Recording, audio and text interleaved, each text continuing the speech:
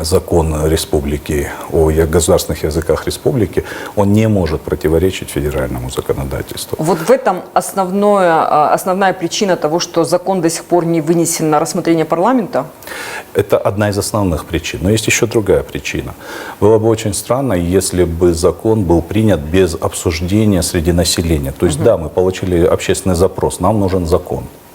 Но в каком формате он нужен? Как сказал глава, не должен этот закон вызвать каких-то разночтений, какого-то противостояния в нашем обществе. Ну, я немножко окунусь в недалекую историю, как возник этот вопрос.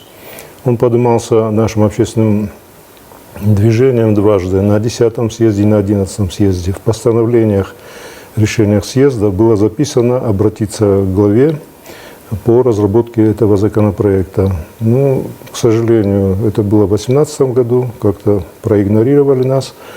А решение 11-го съезда, который прошел в декабре месяце, значит, было это постановление, мы его направили в правительство, и вслед за этим, значит, 60 фамильных советов, они направили свои письма главе республики. И глава республики тогда дал указание комиссии, и была создана рабочая группа.